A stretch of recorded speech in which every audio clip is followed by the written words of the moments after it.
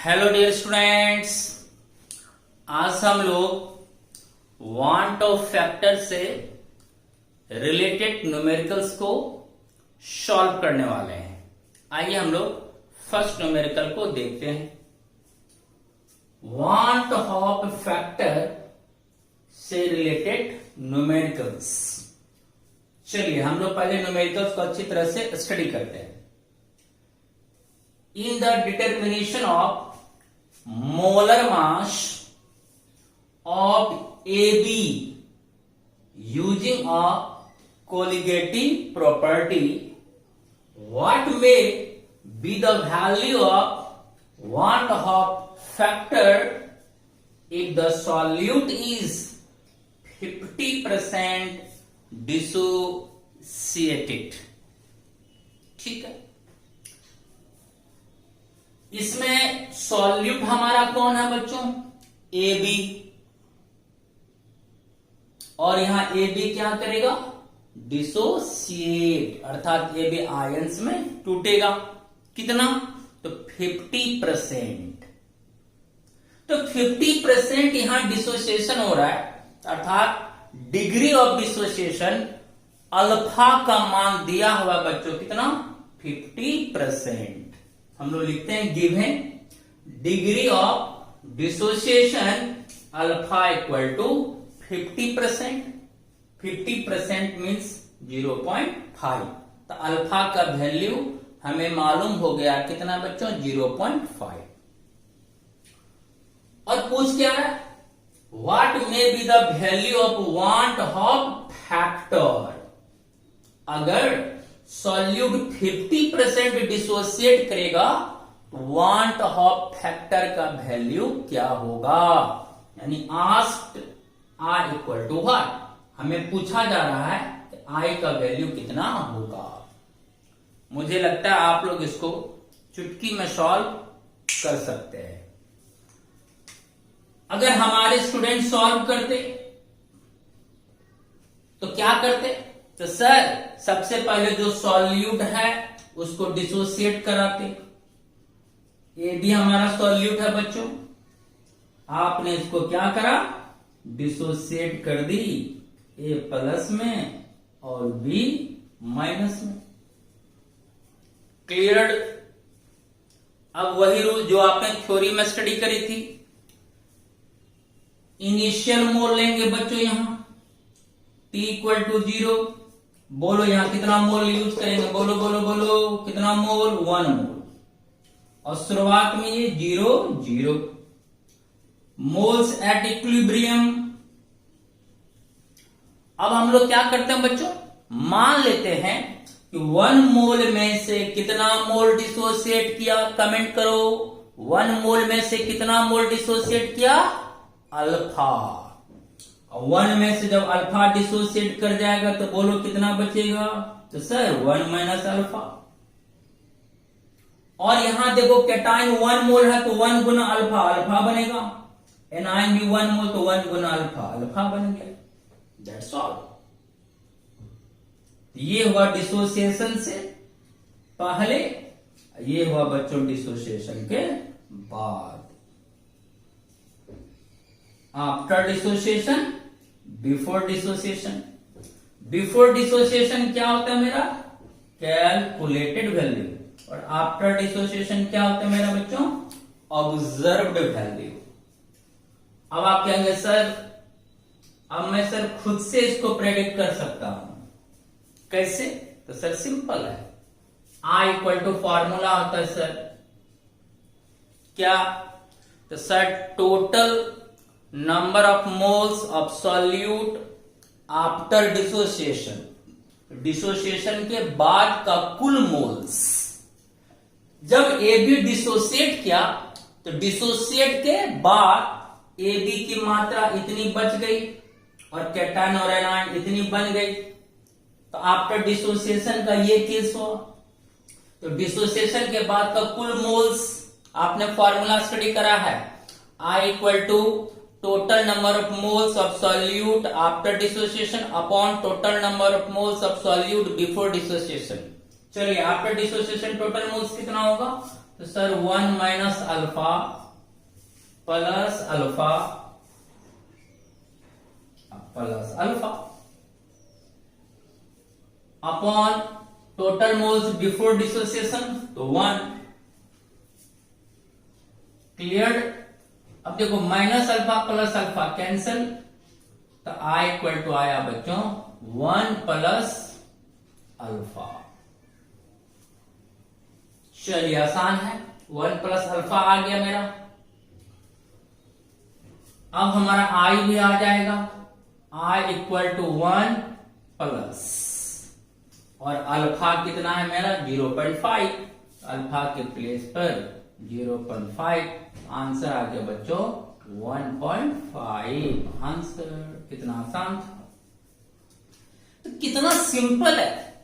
आपने थ्योरी में इलेक्ट्रोलाइट को डिसोसिएट करने का तरीका जाना है, और डिसोसिएट करने के बाद हम लोग आई को कैसे कैलकुलेट करते हैं ये आपने पूरी तरह से स्टडी कर ली। बस इसको आप डिसोसिएट करिए, बस आई इक्वल टू आफ्टर डिसोसिएशन का कुल मोल्स अपॉन बिफोर डिसोसिएशन का कुल मोल्स करके जो आएगा उसमें अल्फा का मान को पुट कर देना है। वांट ऑफ फैक्टर मेरा आ गया 1.5 आंसर। आप फॉर्मूला से भी बना सकते हैं बाय यूजिंग फॉर्मूला।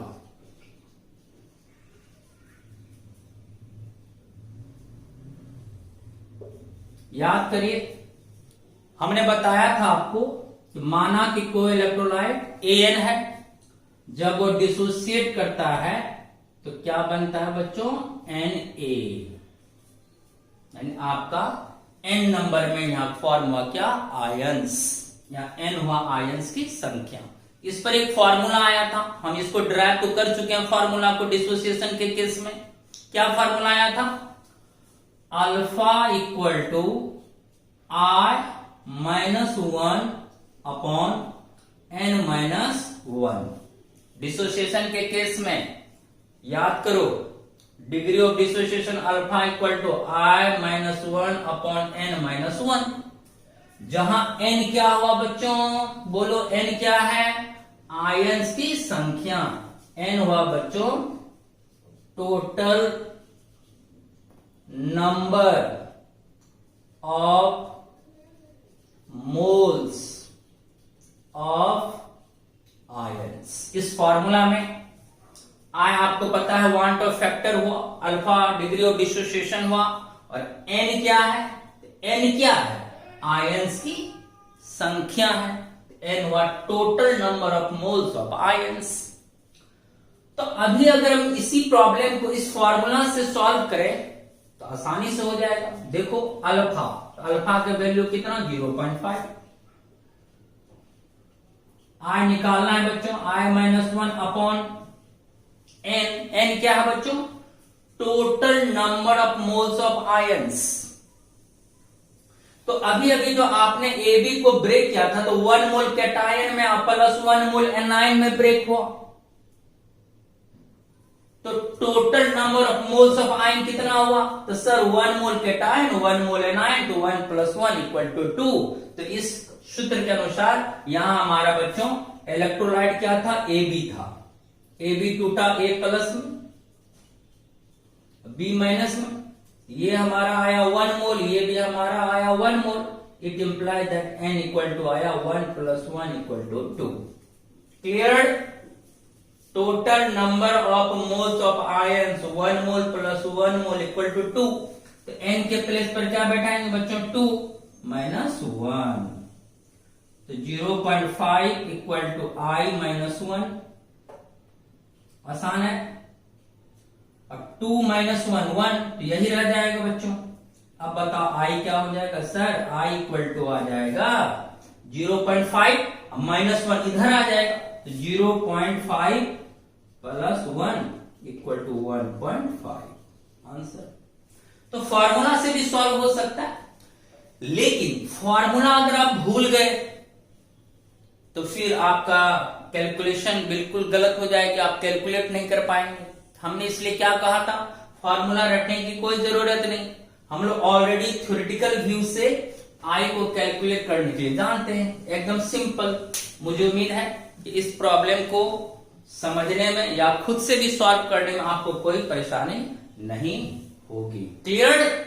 चलिए, मैंने हर तरीके को यूज किया, फॉर्मूला भी मैंने यूज कराया कि देखो फॉर्मूला भी अगर रटा रहेगा तो आप उससे सॉल्व कर सकते हैं, बाकी कोई प्रॉब्लम नहीं होगा। ओके, चलिए जल्दी स्क्रीनशॉट लीजिए, फिर मैं नेक्स्ट प्रॉब्लम पे आता हूं।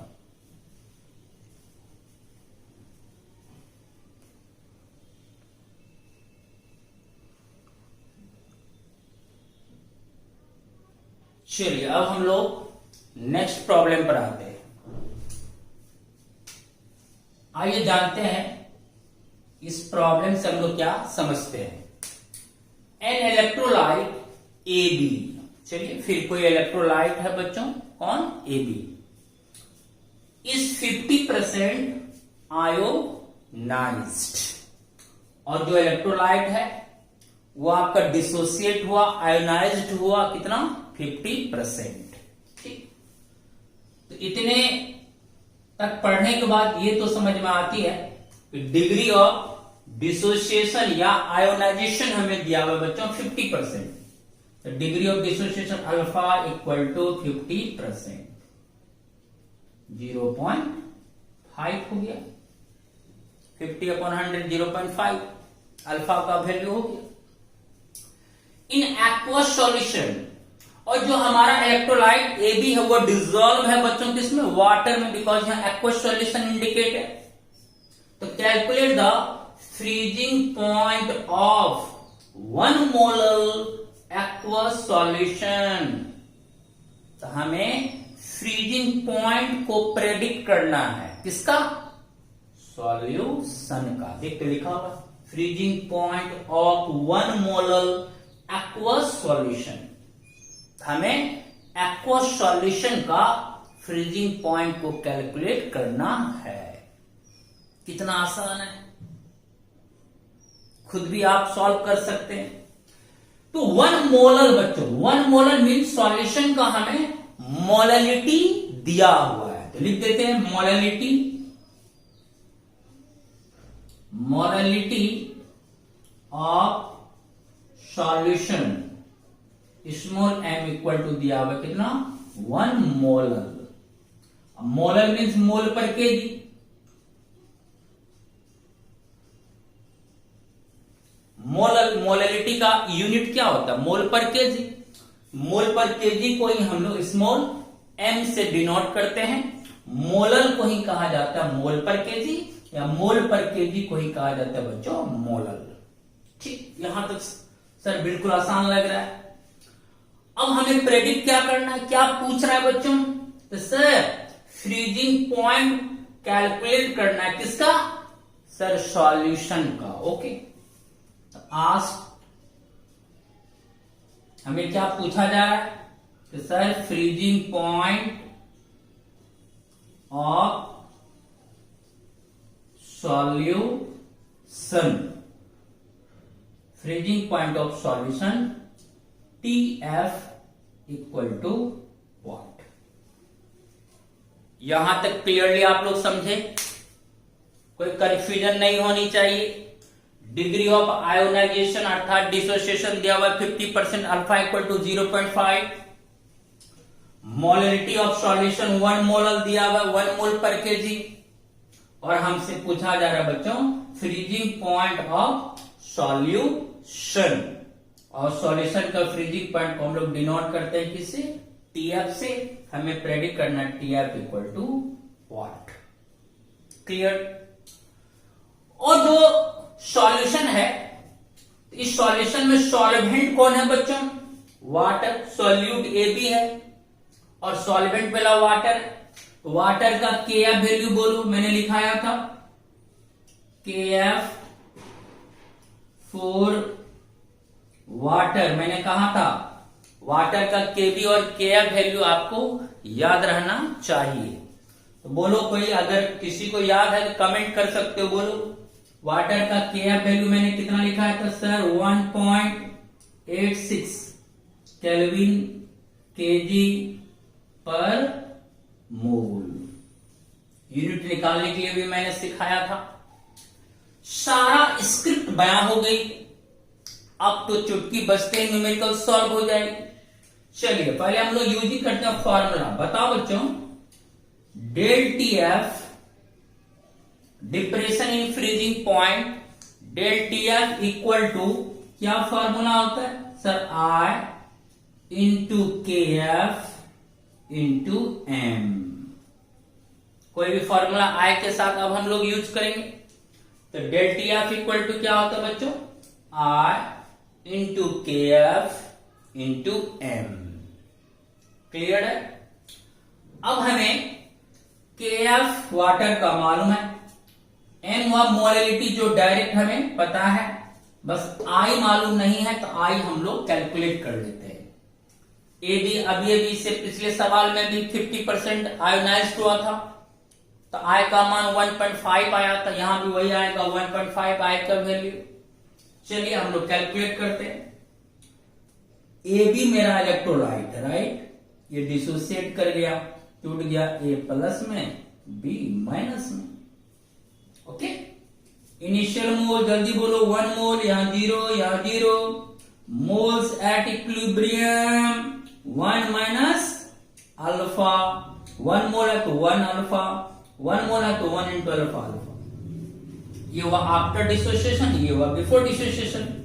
चलिए फटाफट आई बोलिए sir. I equal to formula होता है total moles after dissociation upon total moles before dissociation.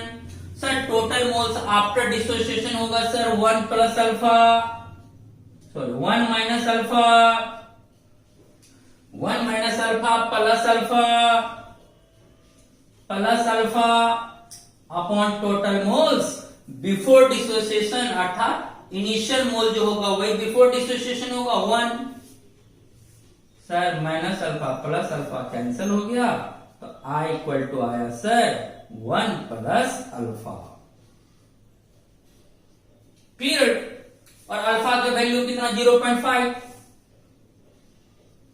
Add कर दो, तो आई इक्वल टू आ गया आपका बच्चों 1.5। चलिए आई कैलकुलेट हो गया। अब ये तो इजी है, चाहे तो आप मन भी मन इसको तोड़ के आई को कैलकुलेट कर सकते हैं। कितना आसान है, आई कैलकुलेट हो गया। अब अगर आई कैलकुलेट हो गया बच्चों, तो अब हमारा डेल टी एफ निकल जाएगा क्लियरली। तो del T F equal to मेरा फॉर्मूला है I into K F into M. I कितना आया? 1.5 clear, into K F 1.86 into molality 1। अब इन सबको हम लोग मल्टीप्लाई कर देते हैं, तो 1.5 इंटू 1.86। मोलैलिटी का मान कितना है बच्चों? 1। देखो मोलैलिटी हमारा 1 है, तो m के प्लेस पे 1 आया। के एफ का वैल्यू वाटर के लिए 1.86 और आई हमारा प्रेडिक्ट हुआ 1.5, तो डिप्रेशन इन फ्रीजिंग पॉइंट मेरा आ जाएगा। इन दोनों को मल्टीप्लाई करो, इन दोनों को चलो मल्टीप्लाई करते हैं, देखें कितनी आती है। 1.5 इंटू 1.86 ये आता है बच्चों 2.79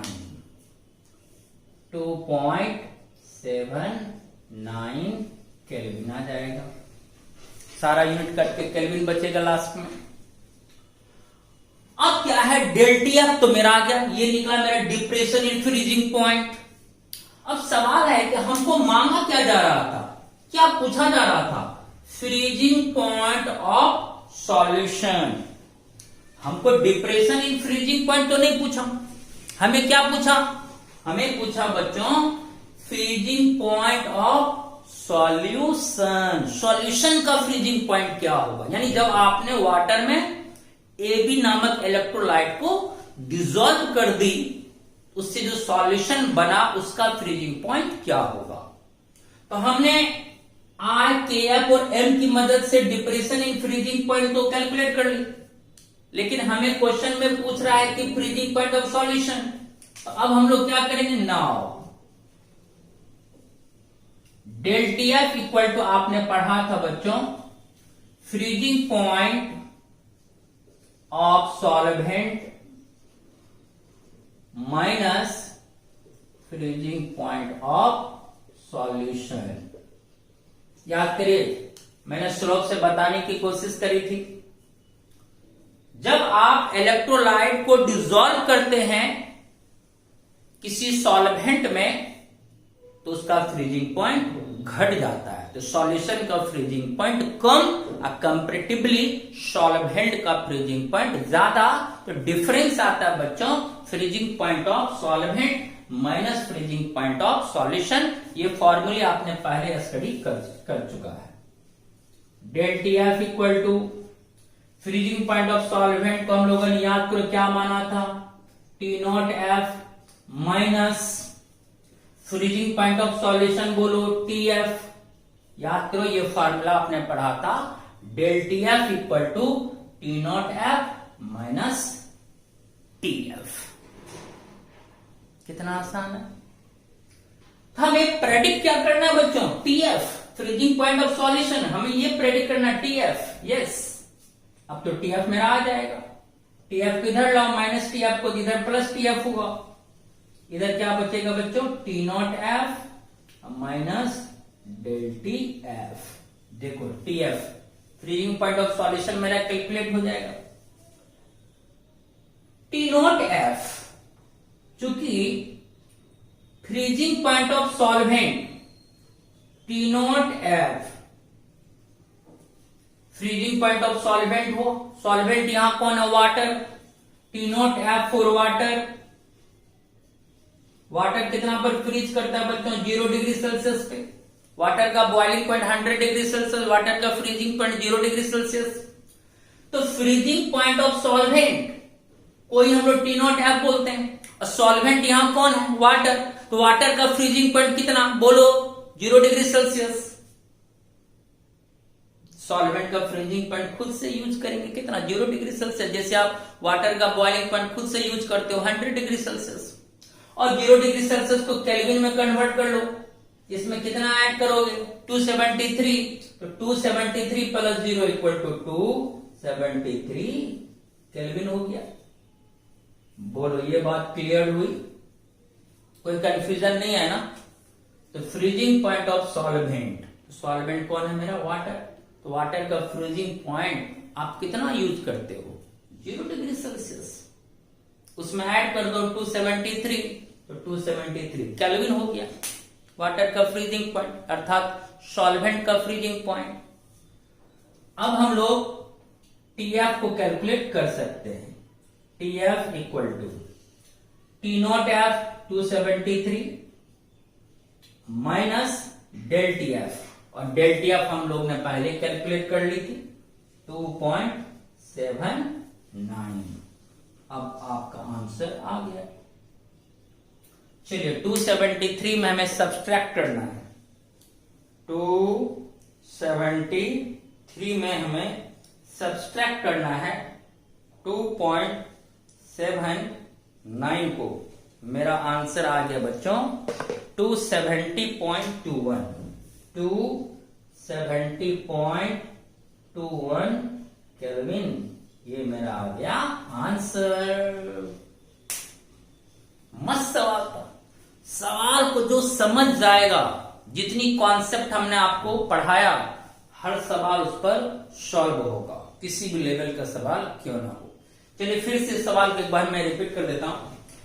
देखो 50% आयोनाइज्ड हो रहा था, आयोनाइज्ड या डिसोसिएटेड एक ही टर्म हुआ था, अल्फा का वैल्यू दिया हुआ है, मोलिटी ऑफ सॉल्यूशन दिया हुआ है, और मांग रहा था क्या, freezing point of aqueous solution, अर्थात सॉल्यूशन। सॉल्यूशन का freezing point T F equal to 1, और हमें यह पता है कि वाटर का केएफ 1.86 होता है, मैंने ड्राइंग कर ली। डेल टीएफ इक्वल टू आपको फॉर्मूला रटा हुआ है sir, I into K F into M, और ए भी आपका इलेक्ट्रोलाइट है, पटाख से आपने उसको क्या किया, डिसोसिएट किया। इनिशियल इक्विलिब्रियम की मदद से आपने तुरंत आई को कैलकुलेट कर ली, बिना फॉर्मूला का फॉर्मूला भी यूज करके आप आई कैलकुलेट कर सकते थे। आई निकल गया 1.5। अब क्या करेंगे, इन तीनों को मल्टीप्लाई कर दिया, मेरा डेल टीएफ आ गया तुरंत। अब सवाल आएगा कि डेल्टी ऑफ मेरा क्या होगा, डिप्रेशन इन फ्रीजिंग पॉइंट। ये तो कोलिगेटिव प्रॉपर्टी हो गया आपका del T of, depression in freezing point. लेकिन हमसे मांगा क्या जा रहा है, फ्रीजिंग पॉइंट ऑफ सॉल्यूशन। तो हमने पढ़ा है डिफरेंस कि डेल्टी एफ इक्वल टू होता है freezing point of pure solvent minus freezing point of solution. याद करिए वो ग्राफ मैंने बताया था आपको। इधर आता है आपका सॉल्यूशन और आगे आता है सॉल्वेंट का, तो T not F minus T F.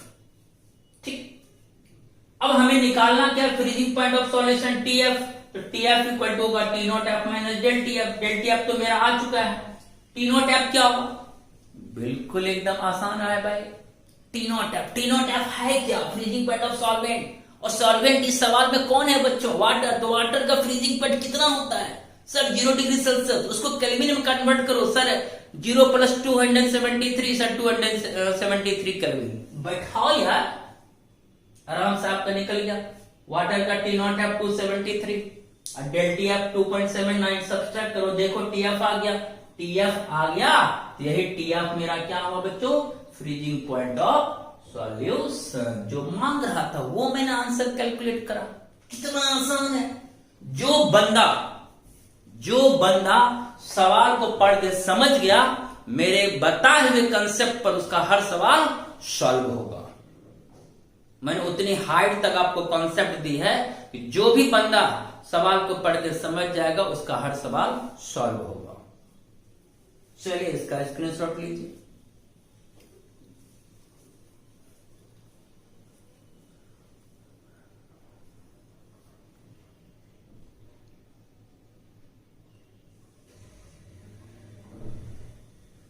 अब हम लोग थर्ड क्वेश्चन पे आते हैं। If M normal is the normal molecular mass, इसको क्या माना गया बच्चों, नॉर्मल मॉलिक्यूलर मास।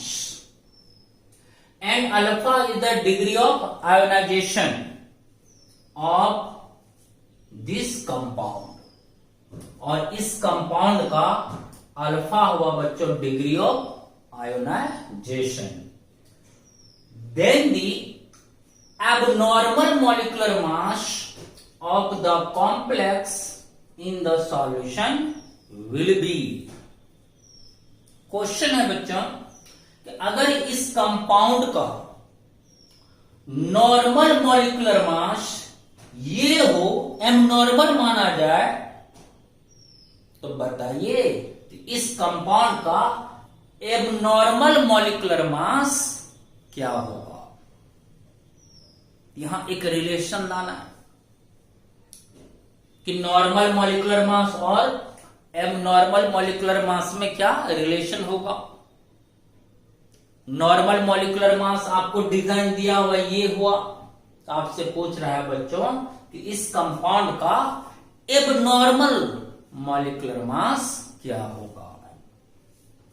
बहुत सिंपल है, 4 ऑप्शंस आपको दिया हुआ है कि एबनॉर्मल मॉलिक्यूलर मास इसके इक्वल होगा, या इसके इक्वल होगा, या इसके इक्वल होगा, या इसके इक्वल होगा। इन 4 में से किसके इक्वल होगा एबनॉर्मल मॉलिक्यूलर मास। क्लियर? बहुत सिंपल है, आइए हम लोग इसको चुटकी में सॉल्व करते हैं। सॉल्यूशन, सबसे पहले हम लोगों को आई कैलकुलेट करना है। तो हमारे पास जो कंपाउंड है उसको ड्राइंग कीजिए, K3FeCN का होल 6। और इस कंपाउंड को थ्योरी क्लास में आपने कई बार डिसोसिएट कर चुके हैं। अब बताओ बच्चों ये कंपाउंड कैसे टूटता है। मैंने कहा था कि ये पूरा स्क्वायर ब्रैकेट डिसोसिएट होकर अलग हो जाता है, और जो इस ब्रैकेट के बाहर रहता है वो अलग हो जाता है। यहाँ के कितना मोल में टूटेगा, बोलो बोलो बोलो बोलो, 3 मोल्स में। ध्यान रखेंगे 3 के वैलेंसी +1 प्लस, अब बताओ बच्चे ये स्क्वायर ब्रैकेट कितना मोल है, मोल यहां इंडिकेट है इसका, देखो देखो देखो देखो देखो 1, तो 1 मोल में ये टूटेगा, FeCN का होल 6। चलिए क्लियर हो गया, बोलो। अब तो आप खुद भी IS का निकाल सकते हैं, मेरी कोई जरूरत नहीं है। 3 मोल्स पोटासियम आयन में डिसोसिएट किया, 1 मोल स्क्वायर ब्रैकेट में ये डिसोसिएट किया, 3 मोल ये 1 मोल। क्लियर। अब बताओ ये बोलो, ये पूरा कंपाउंड एक है अभी, बताओ ये कंपाउंड कितना मोल है, बोलो बोलो बोलो, ये कंपाउंड कितना मोल है, ये कंपाउंड कितना मोल है सर, ये तो 1 मोल कंपाउंड है, यहां 1 मोल, तो 1 लिखो भाई। शुरू में ये 0 ये 0, फिर बोलो इक्विलिब्रियम पर क्या होगा यहां सर, मान लेते हैं तो 1 में से अल्फा मोल डिसोसिएट कर गया, तो यहां कितना बचा, तो सर 1 माइनस अल्फा बचा। वाह, अब बताओ तो यहां कितना अल्फा बनेगा, देखें कौन कमेंट करेगा, बोलो यहां कितना अल्फा बनेगा, तो आपका कमेंट आएगा सर ये कैटायन यहां 3 मोल है, तो जितना मोल उतना गुना अल्फा, 3 मोल तो 3 इंटू अल्फा, 3 अल्फा। वाह, और ये एनायन कितना मोल है सर, 1 मोल है, तो 1 मोल है तो कितना अल्फा बनेगा, तो सर 1 इंटू अल्फा, अल्फा। पूरा कॉन्सेप्ट क्लियर है यार, बातें हो गई। ये हमारा आफ्टर डिसोसिएशन का मोल्स हो गया, ये मेरा बिफोर डिसोसिएशन हुआ। तो sir we know that sir, हम लोग जानते हैं सर, क्या जानते हो कि सर यही डिसोसिएशन के बाद का कुल मोल्स डिवाइडेड बाय डिसोसिएशन के पहले का कुल मोल्स। क्लियर। तो बोलो डिसोसिएशन के बाद का कुल मोल्स कितना होगा, तो sir 1 minus alpha plus 3 alpha plus alpha. Sir dissociation के बाद का कुल मोल्स हो गया, अपॉन डिसोसिएशन के पहले कितना मोल्स 1, डिवाइड बाय 1। डिसोसिएशन के पहले, अब इसको सॉल्व करो, minus alpha plus alpha cancel हुआ, आपका बचा 1 प्लस 3 अल्फा अपॉन 1, तो यही रह जाएगा। सर आई मेरा आ गया, अब आई आ गया तो अब कोई परेशानी नहीं। याद करो आई इक्वल टू, मैंने मोलर मास के टर्म में एक फॉर्मूला लिखाया था कि चूंकि कोलिगेटिव प्रॉपर्टी के टर्म में आई इक्वल टू होता observed colligative property upon calculated colligative property. याद करो I equal to observe CP upon calculated CP. CP means colligative property, observe upon calculated. और मोलर मास के टर्म उसका opposite होता है, क्योंकि colligative property inversely proportional to होती है मोलर मास की। तो आई इक्वल टू मैंने क्या लिखा था मोलर मास के टर्म में, तो सर कोलिगेटिव प्रॉपर्टी का उल्टा रेशियो होगा, यहां होगा sir calculated molar mass upon observed molar mass. Point to be noted your honours. I equal to होता observed colligative property upon calculated colligative property. चूंकि कोलिगेटिव प्रॉपर्टी मोलर मास का inversely relation होता है, इसलिए molar mass के term में I equal to क्या हमने लिखाया था, तो सर आपने लिखाया था calculated molar mass upon observed molar मास। कोलिगेटिव प्रॉपर्टी का उल्टा रेशियो, सही बात है। और इसी कैलकुलेटेड को हमने लिखा था नॉर्मल, कैलकुलेटेड को नॉर्मल बोलते हैं, तो normal molecular mass upon observe को एबनॉर्मल बोलते हैं, अपॉन एबनॉर्मल मॉलिक्यूलर मास। समझ में आई बात। कैलकुलेटेड को ही नॉर्मल बोला जाता है और ऑब्जर्व्ड को बोला जाता है एबनॉर्मल। मैंने वहां डिनोट भी किया था थ्योरी में, इधर कैलकुलेटेड या नॉर्मल, इधर ऑब्जर्व्ड या एबनॉर्मल। तो कैलकुलेटेड अपन ऑब्जर्व होता है I equal to molar mass के टर्म में। इसी को लिख सकते हैं नॉर्मल अपॉन एबनॉर्मल। तो normal molecular mass upon abnormal molecular मास। क्लियर है? अब यहां पर तो समझ गए। अब हमें निकालना क्या है बच्चों? एबनॉर्मल मॉलिक्यूलर मास। ठीक है, अब बताओ। अब मेरा बोलो आई को क्रॉस मल्टीप्लाई कर सकते हैं? Yes sir. तो आई इंटू एबनॉर्मल, देखो आई का मल्टीप्लाई यहां नीचे में होगा, I into abnormal molecular mass equal to हो जाएगा बच्चों नॉर्मल मॉलिक्यूलर मास। यहां तक तो कोई दिक्कत नहीं है, बहुत आसान है। आई निकालना बच्चों का खेल है, तुरंत आप लोग अब आई कैलकुलेट कर लेते हैं। और मॉलिक्यूलर मास के टर्म में आई इक्वल टू का सूत्र क्या होता है? सर कैलकुलेटेड अपन ऑब्जर्व, उसी को और क्या लिख सकते हो बच्चों? Sir normal upon abnormal. Calculated का ही नाम नॉर्मल है, ऑब्जर्व का ही नाम एबनॉर्मल है। तो I into abnormal, I into abnormal molecular mass equal to हो जाएगा नॉर्मल मॉलिक्यूलर मास। अब बताओ बच्चों, हमें प्रेडिक्ट करना है एबनॉर्मल। तो abnormal molecular mass equal to क्या हो जाएगा? सर नॉर्मल मॉलिक्यूलर मास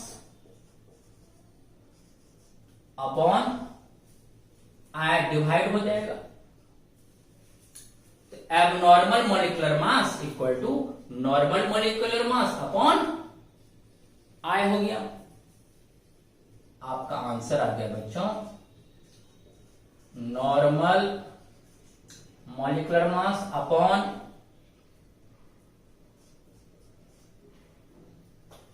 आई।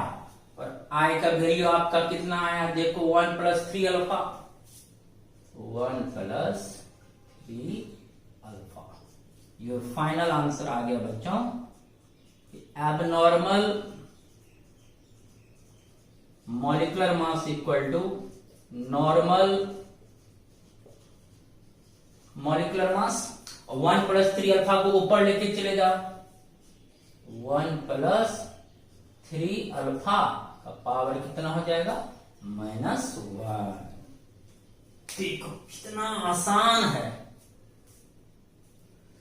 तो abnormal molecular mass equal to क्या हो गया? नॉर्मल मॉलिक्यूलर मास इंटू पर 1 + 3 अल्फा। 1 + 3 अल्फा ऊपर गया तो इनवर्स हो गया। क्लियर? कौन सा ऑप्शन होगा बोलो? सर ये ऑप्शन नहीं होगा, ये होगा sir abnormal molecular mass equal to normal molecular mass into 1 + 3 alpha का पावर -1। ऑप्शन नंबर बी हमारा क्या होगा बच्चों? करेक्ट हो जाएगा। चलिए फुल्ली क्लियर्ड हो गया। ओके, चलिए अब इसका स्क्रीनशॉट लीजिए।